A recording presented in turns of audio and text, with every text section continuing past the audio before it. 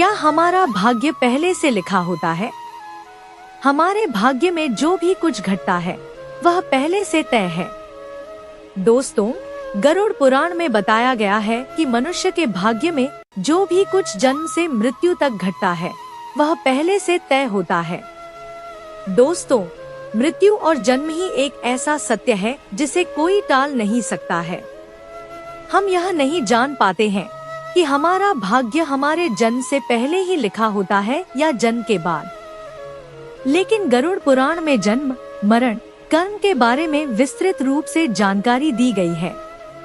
तो आइए शुरुआत करते हैं गरुड़ पुराण की उस ज्ञानवर्धक प्रस्तुति की कि मनुष्य का भाग्य कब लिखा जाता है। क्या मनुष्य का भाग्य उसके जन्म से पहले लिखा जाता है या जन्म के बाद? इस रहस्यमय ज्ञान को जानने के बाद आपके जीवन से जुड़े समस्त लोभ, क्रोध, मोह और दुखों का अंत होगा। मित्रों, भगवान श्री कृष्ण कहते हैं कि कभी भी किसी व्यक्ति को गरुड़ पुराण की बातों को अधूरा नहीं सुनना चाहिए, क्योंकि अधूरा ज्ञान हमेशा विष के समान होता है। आइए दोस्तों, जानते हैं गरुड़ पुराण में श्री कृष्ण ने बताए हैं कि हर मनुष्य के जीवन में जो भी कुछ होता है वह जन्म से पहले तय होता है, उसे कोई टाल नहीं सकता। मित्रों, एक समय की बात है। द्वारका नगरी में भगवान श्री कृष्ण अपने दिव्य आसन पर विराजमान थे। तभी देवराज नारद नारायण नारायण का जाप करते हुए उनके पास पहुँचे और उन्होंने प्रणाम करके कहा, हे प्रभु, आप त्रिकालदर्शी हैं। मैंने सुना है कि जो जीव मनुष्य जन्म लेता है क्या उसका भाग्य पहले से लिखा होता है। हे प्रभु, मैं जानना चाहता हूँ कि मनुष्य के साथ जो भी घटनाएं घटित होती हैं, क्या वे उसके जन्म से पहले तय होती हैं या वह पिछले जन्म का भोग भोगता है। क्या यह सत्य है या हम अपनी मेहनत और कर्मों से उसे बदल सकते हैं? फिर भगवान श्री कृष्ण नारद की बात सुनकर मुस्कुराए और बोले, हे नारद, आपका यह प्रश्न बहुत ही गुणवान और महत्वपूर्ण है, जो मानव जाति के लिए उसके जन्म, कर्म और मृत्यु पर आधारित है। फिर कृष्ण बोले, हे नारद, मैं तुम्हें एक कथा सुनाता हूँ जो न केवल तुम्हारे इस प्रश्न का उत्तर देगी बल्कि हर मनुष्य के लिए एक चेतावनी और प्रेरणा भी होगी। तुम इस कथा को पूरे ध्यानपूर्वक आखिरी तक सुनो। कृष्ण बोले, हे नारद, यह गरुड़ पुराण की कथा है। जो इस कथा को आधा अधूरा सुनने की गलती करता है उस पर भारी संकट आता है, क्योंकि अधूरा ज्ञान हमेशा विष के समान होता है। कृष्ण बोले, हे नारद, इस कलयुग भरे संसार में जो मनुष्य इस कथा को पूरे ध्यानपूर्वक आखिरी तक सुन लेगा और समझ लेगा, उसे इस संसार के सभी पाप, कर्म, क्रोध और मोह से मुक्ति मिलेगी। फिर नारद बोले, हे प्रभु, मैं उस कथा को पूरे ध्यानपूर्वक आखिरी तक सुनूंगा। आप उस कथा को निश्चिंत होकर सुनाएं। फिर श्री कृष्ण ने नारद को कथा सुनाई। श्री कृष्ण बोले, हे नारद, प्राचीन काल में एक विशाल और समृद्ध राज्य था जिसका नाम अक्षयपुरी था। उस राज्य का शासक राजा रत्नधर था। राजा रत्नधर अत्यंत धर्मात्मा और न्यायप्रिय था। वह सदैव अपने राज्य की प्रजा के कल्याण के लिए काम करता था और धर्म का पालन करता था। उसे भगवान से एक संतान का आशीर्वाद चाहिए था ताकि वह अपने राज्य का कार्यभार किसी योग्य उत्तराधिकारी को सौंप सके। फिर हे नारद, राजा रत्नधर और रानी दोनों ने कई वर्षों तक तपस्या की। इससे भगवान शिव प्रसन्न होकर उन्हें संतान होने का वरदान दिए। फिर एक दिन भगवान शिव के आशीर्वाद से रानी गर्भवती हुई।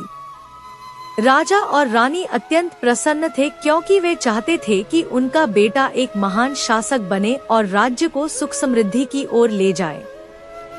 परंतु जब रानी ने बेटे को जन्म दिया तो वह बच्चा विकलांग और शारीरिक रूप से कमजोर था। उसके शरीर की हड्डियां टूटी हुई थी और वह शारीरिक रूप से सक्षम नहीं था। राजा रत्नधर का दिल टूट गया। उसने भगवान से पूछा कि ऐसा क्यों हुआ। तब राजा रत्नधर ने भगवान श्री कृष्ण से मिलने का निर्णय लिया और अपने दुखों को साझा करने के लिए उनके पास पहुँचे। राजा ने पूछा, हे प्रभु, मैंने इतनी तपस्या की, यज्ञ किए, फिर भी मेरे बेटे का जन्म विकलांग क्यों हुआ? मैंने भगवान शिव से आशीर्वाद लिया था, लेकिन ऐसा क्यों हुआ? क्या यह मेरे भाग्य में पहले से लिखा हुआ था?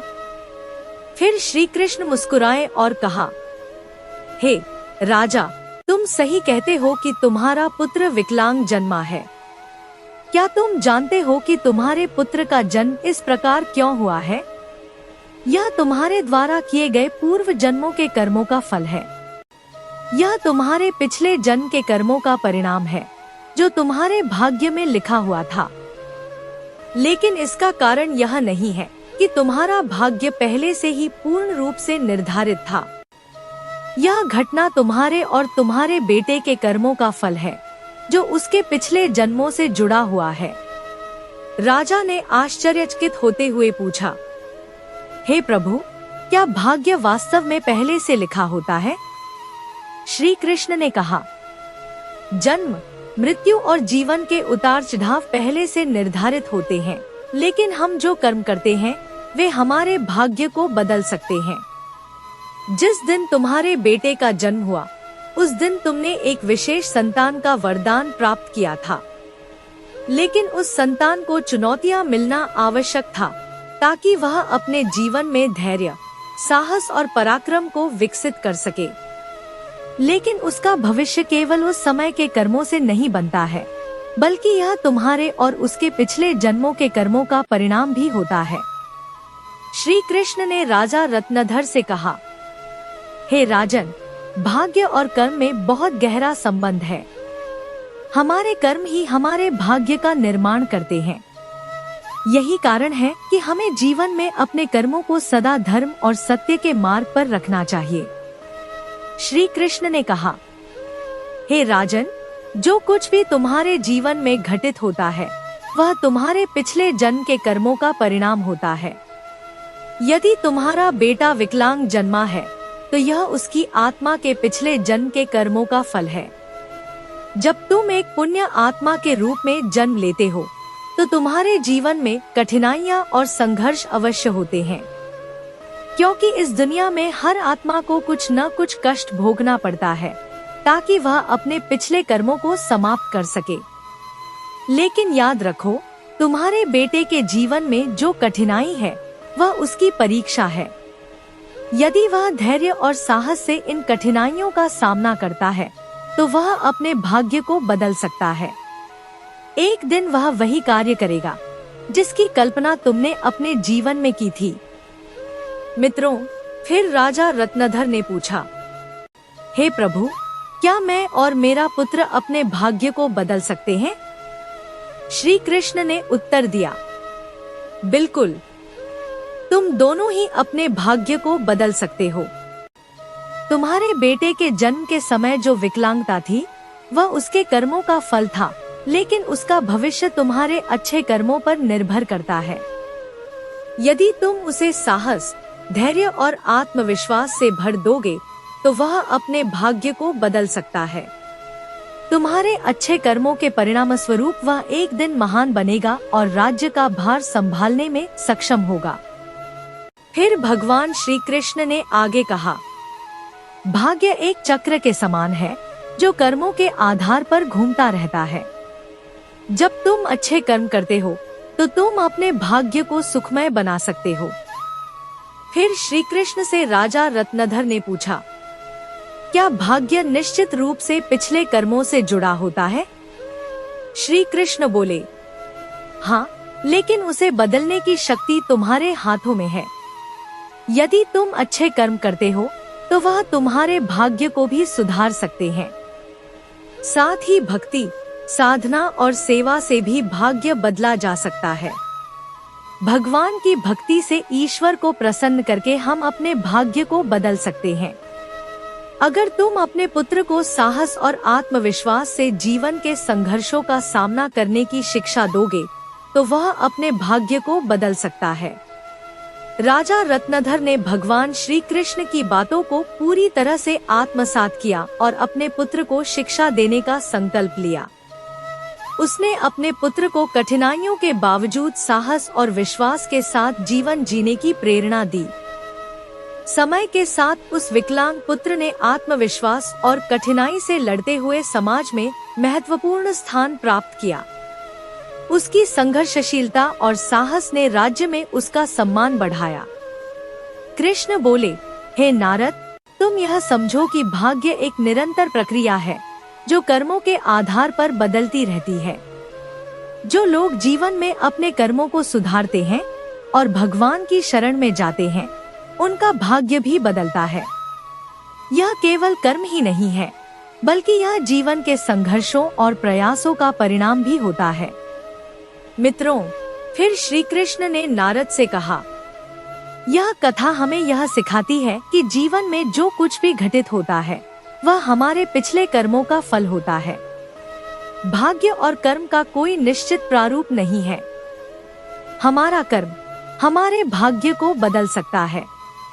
गरुड़ पुराण हमें सिखाता है कि यदि हम अच्छे कर्म करते हैं, सत्य की राह पर चलते हैं और ईश्वर का ध्यान करते हैं, तो हम अपने जीवन की दिशा को बदल सकते हैं। फिर श्री कृष्ण ने नारद से कहा, हे नारद, यह संसार कर्मों का दर्पण है। जो जैसा कर्म करेगा वह वैसा फल भोगेगा।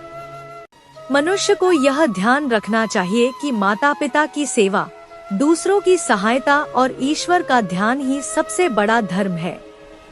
जो मनुष्य अपने पिछले जन्म में किसी के साथ पाप करता है, किसी को कष्ट देता है, उसे न केवल नरक में भयानक यातना मिलती है, बल्कि वह जन्म जन्मांतर तक उस भोग को भोगता है। लेकिन जो अपने कर्मों को सुधारता है, वह इस चक्र से मुक्त हो सकता है, क्योंकि यह संसार एक अवसर है। धर्म, सेवा और सत्य ही मनुष्य का जीवन है। मनुष्य को यह समझना चाहिए कि मृत्यु के बाद केवल उसके अच्छे कर्म ही साथ जाते हैं। मित्रों, यह कथा हमें यह सिखाती है कि हमारे भाग्य पिछले कर्मों का फल है। हर पाप का दंड, हर पुण्य का फल निश्चित होता है। हे मनुष्य, तुम अपने कर्मों पर ध्यान दो। स्वार्थ, पाप और अहंकार को त्यागो। धर्म, सत्य और सेवा को अपनाओ, क्योंकि यही जीवन का सबसे बड़ा सत्य मार्ग है। मित्रों, श्री कृष्ण ने इस प्रकार नारद को गरुड़ पुराण के रहस्य को बताया। मित्रों, भाग्य निश्चित रूप से जन्म से पहले लिखा जाता है, लेकिन हम अपने जीवन के संघर्ष, सत्य, धर्म और ईश्वर की भक्ति से अपने भाग्य को बदल सकते हैं। मित्रों, गरुड़ पुराण हमें सिखाता है कि जीवन एक बोया हुआ खेत की तरह है। मनुष्य खेत में जो बीज बोता है वही फल प्राप्त होता है। उसी प्रकार मनुष्य अपने जीवन में जो कर्म करता है उसका फल उसे अगले जन्म में उसी रूप में भोगना पड़ता है। इसलिए श्री कृष्ण कहते हैं कि जब मनुष्य का जन्म होता है तो उसके पिछले कर्मों के आधार पर उसका भाग्य उसके जन्म से पहले लिखा जाता है, और उस मनुष्य के साथ वही होता है जो उसके भाग्य में लिखा होता है, जिसे कोई टाल नहीं सकता। परंतु सत्य, धर्म और सेवा से ईश्वर को प्रसन्न कर हम अपने भाग्य को बदल सकते हैं। हिंदू धर्म का सबसे बड़ा धर्म ग्रंथ गरुड़ पुराण है, जिसमें मनुष्य के जीवन, मृत्यु और भाग्य कर्मों के बारे में विस्तार से बताया गया है। यह पुराण हिंदू धर्म के 18 महापुराणों में से एक है, और इस पुराण में जन्म, मरण, पुनर्जन्म, कर्म और आत्मा के मार्ग के बारे में पूरे विस्तार से बताया गया है। दोस्तों, गरुड़ पुराण के अनुसार मनुष्य का भाग्य उसके पिछले कर्मों पर निर्भर करता है। गरुड़ पुराण, जो विष्णु पुराणों के प्रमुख ग्रंथों में से एक है, यह पुराण जीवन के रहस्यों और मानव के कर्मफल के बारे में बताता है। श्री कृष्ण कहते हैं, मनुष्य अपने जीवन में अच्छे कर्म और सत्य मार्ग पर चलकर ईश्वर को प्रसन्न कर। अपने भाग्य में होने वाली घटनाओं से बच सकता है और आने वाले भाग्य को भी बदल सकता है। मित्रों, गरुड़ पुराण में श्री कृष्ण ने मनुष्य को जीवन जीने के लिए 3 मुख्य उपदेश दिए हैं, जिन पर चलकर हम अपने भाग्य और कर्मों को बदल सकते हैं। नंबर 1, अपने धर्म का पालन करना। मनुष्य का जन्म किसी खास उद्देश्य के लिए होता है। जो मनुष्य अपने पिछले जन्म में पाप करता है, वह इस जन्म में भी उस पाप का भोग करता है, क्योंकि मनुष्य के जन्म से पहले उसका जन्म से मरण तक का भाग्य तय होता है। इसलिए दोस्तों, गरुड़ पुराण में श्री कृष्ण ने बताया है कि मनुष्य को हमेशा धर्म और सत्य का पालन करना चाहिए। इससे हम अपने पिछले जन्म के पापों से बच सकते हैं। ईश्वर की भक्ति से हम अपने जीवन को बदल सकते हैं। हम सभी ऊंचाइयों तक पहुंच सकते हैं। दोस्तों, यह जीवन एक अनमोल उपहार है। आप इसे व्यर्थ न जाने दें। सही कर्म और धर्म के पालन से हम अपने जीवन को अगले जन्म में होने वाली घटनाओं से बचा सकते हैं। यह न केवल आपके लिए है, बल्कि आप पूरे समाज और दुनिया के लिए प्रेरणा का स्रोत बन सकते हैं। नंबर 2, माता पिता की सेवा और आदर करना। दोस्तों, गरुड़ पुराण में श्री कृष्ण कहते हैं कि मनुष्य को हमेशा अपने माता पिता की सेवा करनी चाहिए, क्योंकि माता पिता के ही चरणों में तीनों लोकों का स्वर्ग है। जो लोग माता पिता को नहीं मानते, उनका आदर नहीं करते, उन्हें न केवल नरक में भयानक यातनाएं भोगनी पड़ती हैं, बल्कि अगले जन्म में भी भारी संकट का सामना करना पड़ता है। ऐसे मनुष्य को अपने पाप का परिणाम जन्म जन्मांतर तक भुगतना पड़ता है। नंबर 3, अहंकार। दोस्तों, गरुड़ पुराण में श्री कृष्ण ने बताया है कि मनुष्य का सबसे बड़ा शत्रु उसका अहंकार होता है। अहंकार मनुष्य को उसके कर्मों से दूर कर देता है। जिस मनुष्य के मन में अहंकार प्रवेश कर जाता है, वह अपने जीवन को उस ओर ले जाता है जहां उसे केवल संकट ही मिलता है।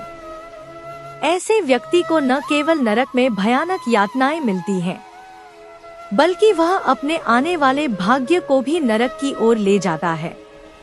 इसलिए मनुष्य को हमेशा सत्य, धर्म और प्रेम की भावना रखनी चाहिए।